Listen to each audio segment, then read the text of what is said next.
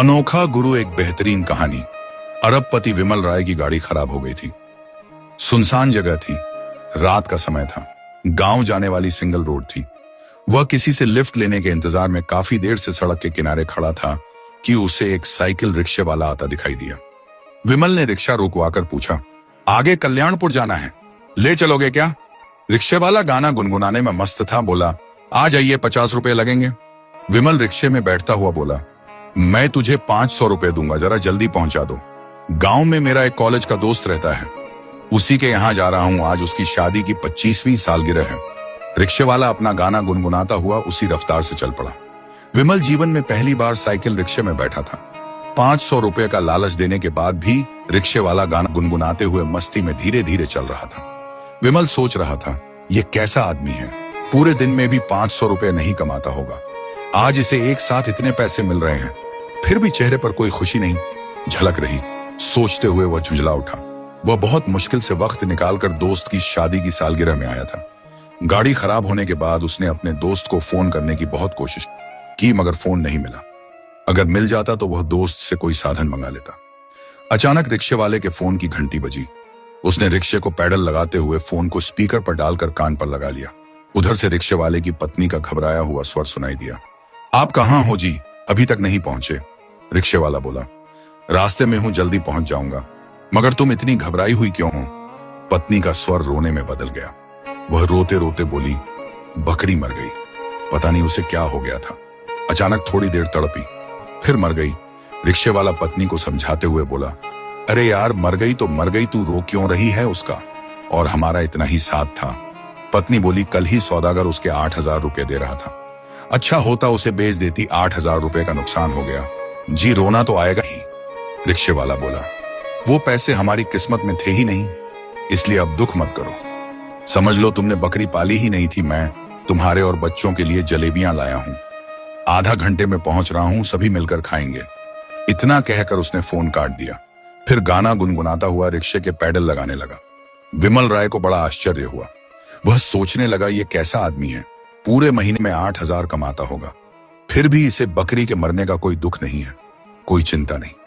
कितनी सहजता से इतना बड़ा नुकसान सह गया। और एक मैं हूं जो अरबपति होने के बाद भी गाड़ी खराब होने से झुंझलाया हुआ हूं। मैं महीने के लाखों रुपए कमाता हूं, मगर 20-30 हजार का नुकसान होने पर गुस्सा करने लगता हूं, अपसेट हो जाता हूं। रिक्शे वाला अभी भी गुनगुनाता हुआ मस्ती के साथ रिक्शा चला रहा था। विमल राय बोला, एक बात बता भाई, तुम्हारी 8,000 की बकरी मर गई, फिर भी तुझे कोई दुख नहीं हुआ। तुम्हारी एक महीने की कमाई जितना तुम्हें नुकसान हो गया, फिर भी तुम्हारे चेहरे पर इस नुकसान का कोई असर दिखाई नहीं देता। या तो तुम जबरदस्ती खुश दिखने का नाटक कर रहे हो, या फिर तुम कोई मूर्ख हो जिसे ये पता भी नहीं है कि 8,000 रुपए कितने होते हैं। रिक्शे वाला हंसते हुए बोला, एक बात बताइए साहब, क्या मेरे दुखी होने से बकरी फिर से जिंदा हो जाएगी? विमल राय बोला, नहीं।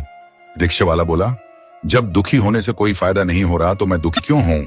जिस चीज से मेरा सुख चैन छिन जाए, मैं ऐसी सोच क्यों रखूं? विमल राय बोला, दुखी होना इंसान के वश में थोड़े है, दुख तो अपने आप दिल में उपजता है। रिक्शे वाला बोला, गलत बोल रहे हो साहब, दुख अपने आप दिल में नहीं उपजता, यह तो इंसान की सोच के अनुसार दिल में पैदा होता है। अगर कोई भी नुकसान हो जाए, उस समय इंसान ये सोच ले कि जो गया वो मेरा था ही नहीं, मेरा वही है जो बच गया, उसके बाद दुख तो क्या, चेहरे पर उदासी भी नहीं झलकेगी। मैं ऐसी ही सोच रखता हुआ साहब, जो चल रहा है उसके मजे लो, जो गुजर गया उसमें से अच्छे वक्त को याद रखो और बुरे पलों को तुरंत भूल जाओ। विमल राय काफी देर तक उस अनपढ़ रिक्शे वाले की पीठ को ताकता रहा। उसे विश्वास ही नहीं हो रहा था कि एक जाहिल सा दिखने वाला गरीब आदमी इतनी बड़ी सोच का मालिक हो सकता है। वह बोला, चलो मान लिया तुम्हें दुख नहीं होता, मगर अपने बच्चों के लिए कुछ करने की चिंता तो होती होगी। उनके लिए क्या छोड़कर जाओगे, ये रिक्शा या फिर वही गरीबी जिसमें तुम और तुम्हारी पत्नी जी रहे हैं? रिक्शे वाला बोला, मेरे बच्चे पढ़ाई में काफी होशियार हैं, अगर उनमें जिगरा होगा तो अपने दम पर अपना मुकाम बना लेंगे। मैं सिर्फ उनके लिए ये अपनी सोच छोड़कर जाऊंगा कि किसी भी नुकसान का शोक मत मनाना। बाकी औलाद के लिए कितना भी छोड़ दो, उन्हें कम ही लगता है। अपनी तो पक्षी जैसी सोच है साहब, बच्चों को पाल पोस कर बड़ा कर दो, अगर उनमें दम होगा तो अपना घोंसला खुद बना लेंगे, बाकी उनकी किस्मत में। रिक्शा चलाता हूं मगर मैं हर पल को खुलकर जीता हूं, जो मेरे पास है उसका आनंद उठाता हूं, जो मेरे पास नहीं है उसकी लालसा नहीं रखता। इतना कहकर वह फिर से गुनगुनाने लगा। विमल राय सन्नाटे में था। वह 50 साल का हो चुका था। पैसे कमाने में सारी जवानी निकल गई थी। इन 50 सालों में एक दिन भी ऐसा नहीं गुजरा था जो उसने खुद के लिए जिया हो।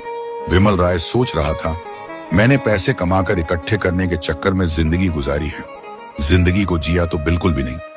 कल्याणपुर आ गया था। रिक्शे वाला बोला, साहब कहाँ उतरोगे? विमल राय ने दोस्त के घर का पता बताया। फिर ज्यों ही उस पते पर पहुंचा, रिक्शे से नीचे उतरकर वापस मुड़ा और रिक्शे वाले के पैरों में झुक गया। रिक्शे वाला उछल पड़ा, बोला, ये क्या कर रहे हो साहब? मुझ गरीब के पैर क्यों पकड़ रहे हो? मैं बहुत छोटा आदमी हूं। विमल राय बोला, तुम छोटे आदमी नहीं हो भाई, मैं अरबपति होकर भी एक असफल आदमी हूं। पैसों का ढेर लगा लिया है मगर खुद के लिए 2 पल नहीं निकाल पाया, और तुमने हर पल को मजे से जिया है। तुम मेरे गुरु हो। आज से मैं भी हर पल को खुशी के साथ जीना शुरू करूंगा।